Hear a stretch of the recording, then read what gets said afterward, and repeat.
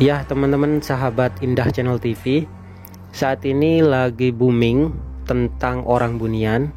Entah sebenarnya itu seperti apa atau asal usulnya dari mana, kita hanya mendengar cerita dari sana sini, tidak pernah tahu pasti seperti apa.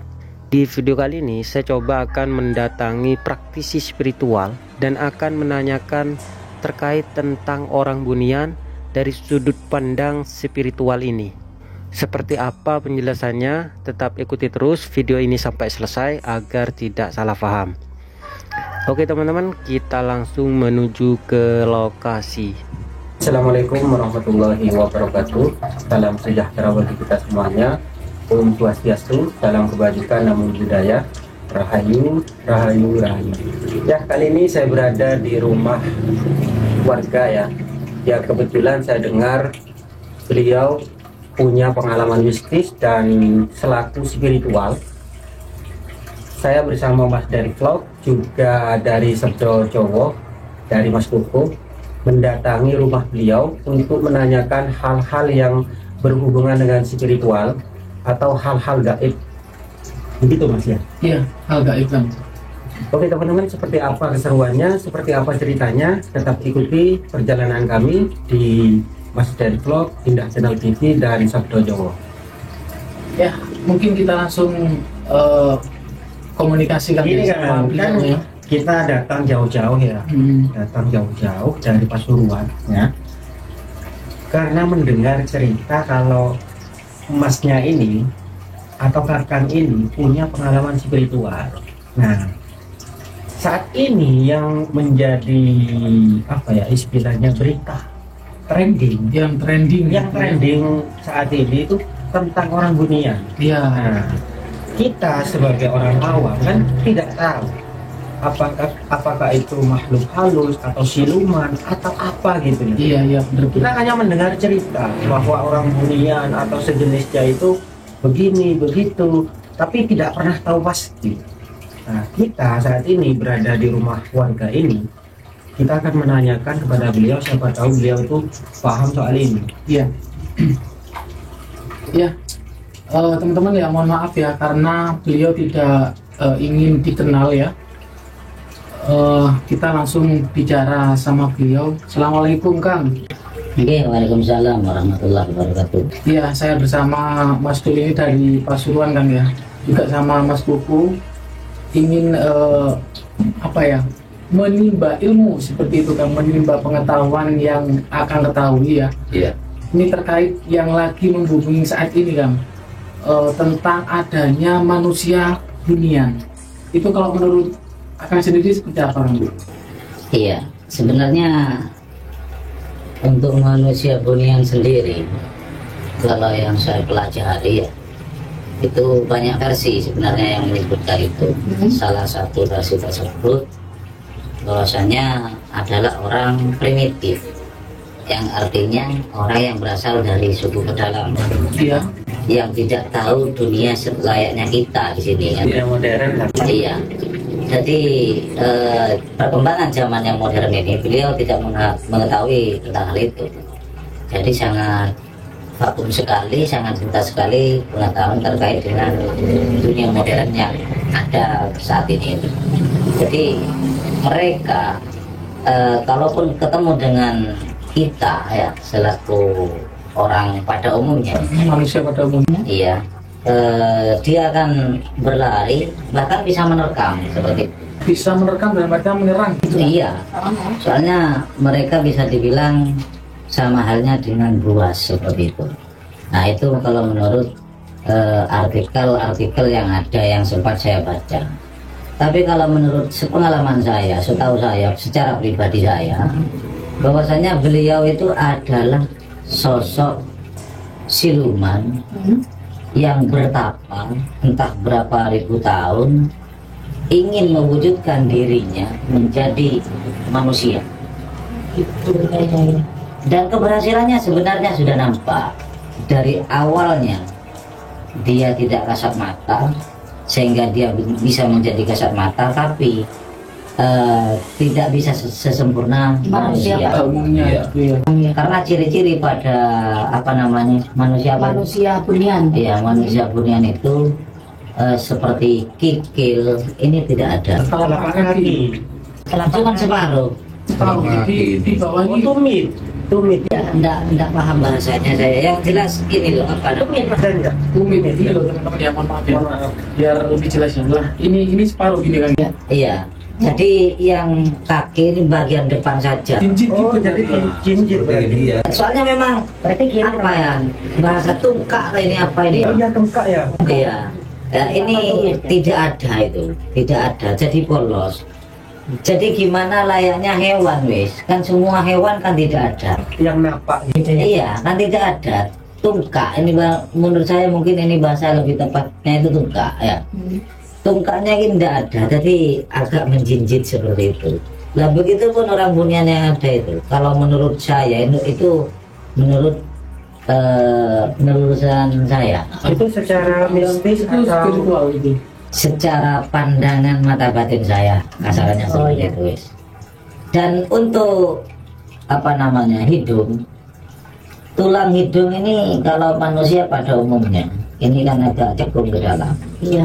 itu tidak rata. Jadi ujung hidung berarti ya? dengan dahi ini rata, Jadi agak menonjol gini Bang ya. rata. oh rata dengan ini Ya, dengan ujung hidung Nggak masuk ke dalam gini. tidak cekung ke dalam seperti ini. Nah itu perbedaan dari manusia bunian itu dengan manusia pada umumnya seperti itu. itu secara fisik kan ya. Iya, Terus apakah manusia bunian itu termasuk golongan jin gitu Bang?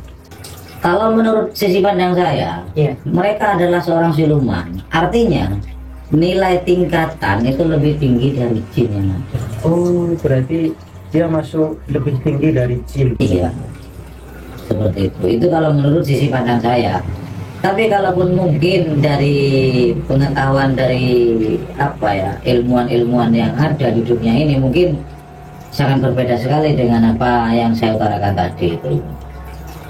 Karena beliau-beliau itu melakukan secara apa ya penelitian, nah, seperti itu kan ya. Lah sedangkan kalau saya tanpa saya melakukan penelitian, tapi saya melakukan suatu ritual semacam apa ya semedi lah.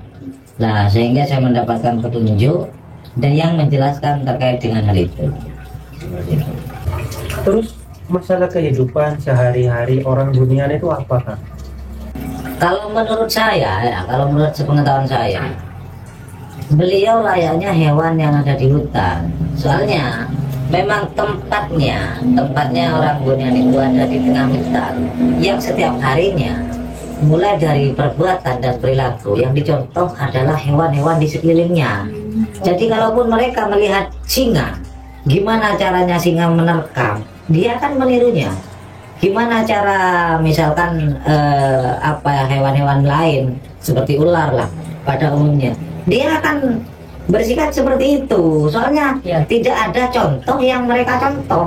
Kalaupun misalkan mereka itu ada di peradaban manusia pada umumnya, mungkin mereka akan berperilaku seperti manusia. Iya. Seperti itu. Sebenarnya orang bunian itu sendiri berasalnya itu dari misalkan dari siluman buaya. Iya. Mereka bertapa berapa puluh ribu tahun ya, bahkan beribu-ribu tahun, sehingga akhirnya mereka bisa menampakkan diri selayaknya manusia pada umumnya. Tapi kekurangan yang saya sebutkan tadi ya, dari kaki sampai hidung itu ada kekurangan seperti itu. Nah dari situ ya, dari itu ya, siluman buaya itu tadi itu ada memang yang berupa orang bunian itu tadi seperti itu. Jadi intinya orang bunian itu ya sebetulnya adalah siluman yang bertapa untuk mewujudkan dirinya sebagai manusia. Yang kebanyakan dari bangsa siluman itu sendiri adalah berasal dari hewan sebenarnya. Jadi misalnya siluman buaya, siluman kera, siluman harimau, entah itu apa, seperti itu. Jadi mewujudkan dirinya dan menampakkan dirinya seperti keinginannya itu mau menjadi manusia. Mau menjadi manusia. Iya, Seperti itu. Jadi yang ada ya memang terjadilah dia sebagai manusia, tapi kekurangannya itu sangat nampak di situ. Ya, terkait yang ini Kang, saya sempat mendengar cerita juga Kang, ya, bahwa kadang kayak terlihat lari cepat kayak gitu, ada yang bilang kayak gitu. Wah, itu apakah termasuk ciri-ciri yang mungkin akan ketahuan? Nah, yang saya sebutkan tadi kan itu Mas Den ya. Tadi kan saya sempat bilang mereka terlahir di tengah hutan, iya kan? Yang mereka pelajari adalah tata krama dan perilaku dari hewan di sekitarnya. Kalaupun mereka tuh melihat harimau larinya secepat itu, otomatis mereka meniru para harimau itu berlarinya dengan cara seperti itu, gitu loh. Memang seperti itu Mas Den. Jadi kalaupun mereka seringkali ada di lembah-lembah ya yang identik dengan ular, mereka akan meniru perilakunya ular. Yang pasti seperti itu. Dengan wujud yang berbeda pasti ya, Kang. Ya, iya. Soalnya kesempurnaan itu tadi tergantung dari lama bertambahnya. Ini ada seulas cerita Mas Den ya. Ya, mana Bang? Kakek saya, ini pengalaman pribadi kakek saya. Dulu itu waktu masa penjajahan Belanda, kakek saya itu mau dibunuh sama Belanda. Nah, akhirnya kakek saya itu bersembunyi di tengah hutan. Kata adiknya kakek itu tadi ya, menurut adiknya itu kakek itu sudah meninggal karena sudah bertahun-tahun tidak pulang. Tidak pulang. Nah, akhirnya adiknya kakek itu mengadakan apa ya, selamatan layaknya orang meninggal gitu. Dikira meninggal sudah. Jadi kalaupun ada tahlilan, ada peringatan 7 hari, 40 hari, 100 hari, bahkan sampai 1000 hari kakek saya itu. Nah, dari situ ya kakek itu setiap harinya kumpul bersama orang Bunian itu tadi. Perlakuan orang Bunian kepada kakek itu sangat luar biasa, ramah dan sopan sekali.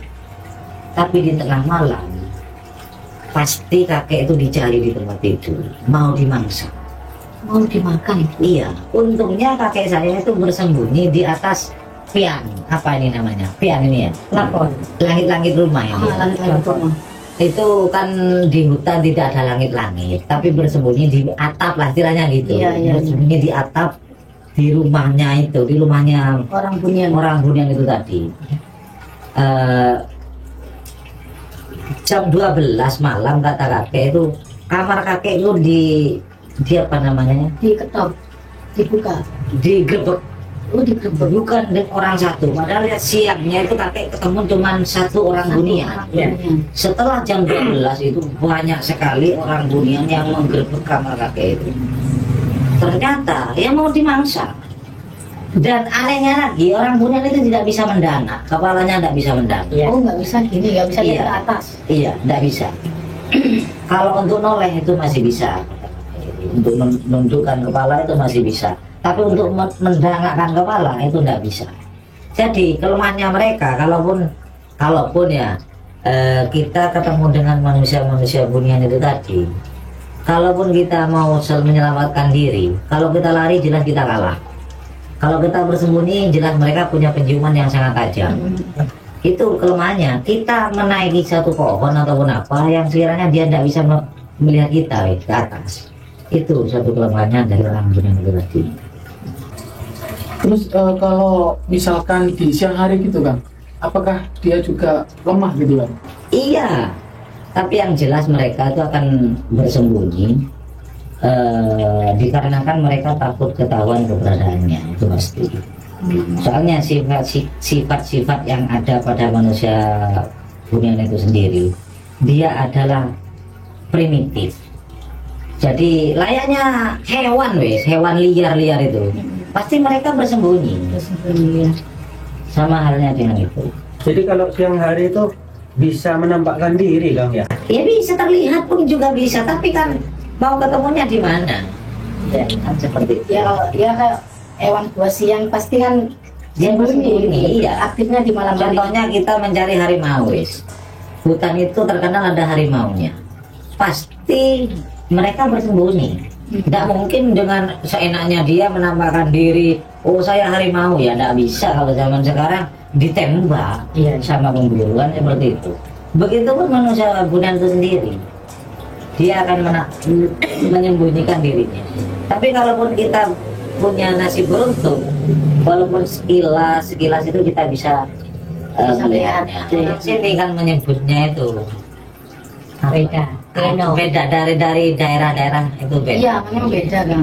Ada yang menyebut apa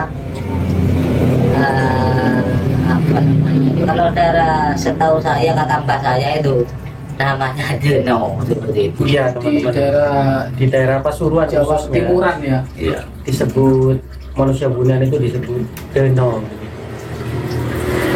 Ya yang jelas di apa ya, beda daerah beda nama seperti itu. Iya. Itu sebenarnya sama kan ya, cuman penyebutannya yang beda. Penyebutannya yang beda. Dan ini ada lagi satu cerita lagi.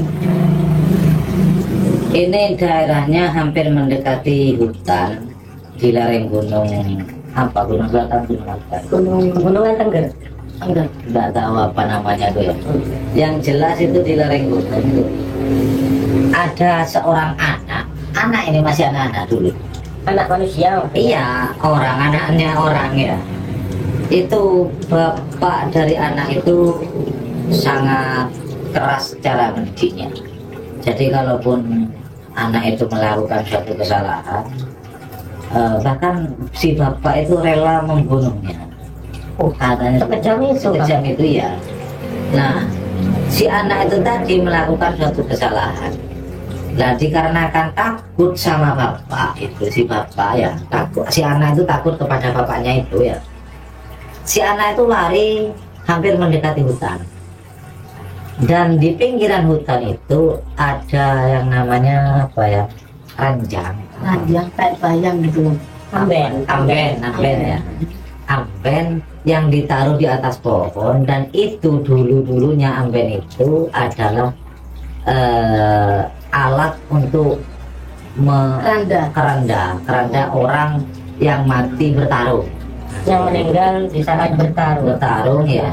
Carok, kata bahasa orang sini, orang kalau carok itu ya kan, ada yang mati itu diusung dengan amben itu ya. Lah menurut warga sekitar, kalau tidak ingin ada lagi orang yang Meninggal. yang carok itu tadi ya, Iya. itu syaratnya alat untuk menggotongnya itu harus ditaruh di atas pohon. Nah seperti itu, akhirnya ditaruhlah amben itu di atas pohon. Nah si anak itu tadi ketakutan dengan ayahnya, dia itu minggat dari rumah dan tidak tahu arah mau kemana. Akhirnya melihat suatu amben di atas pohon, dia naiklah ke atas pohon dan bersembunyi di atas pohon.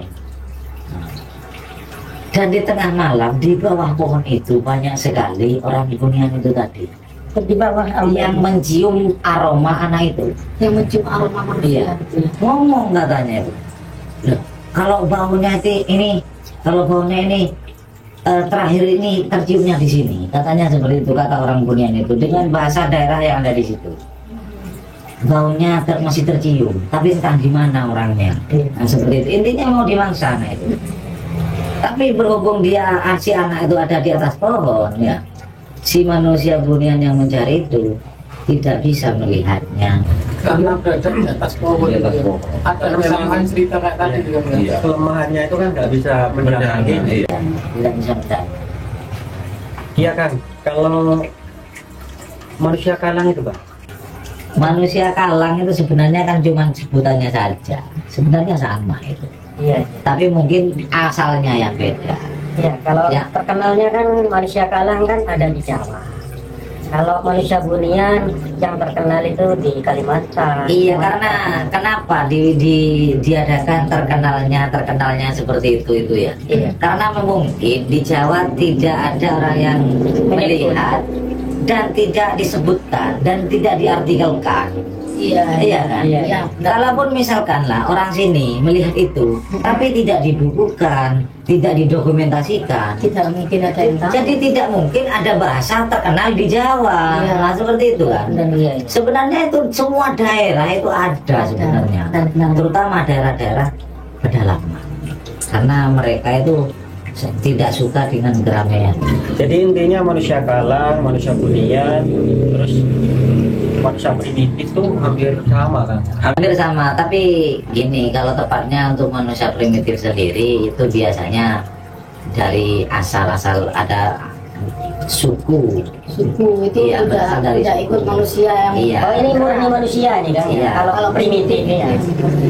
Kata-kata primitif itu tadi sebenarnya adalah sikap, artinya perilaku yang primitif, artinya dia brutal, tidak ada rasa kemanusiaan, tidak ada agama, tidak ada saudara, bahkan kalau siapapun intinya sama dengan hewan, guys. Itu yang disebut primitif gitu loh, artinya perbuatan. Iya. Seperti itu.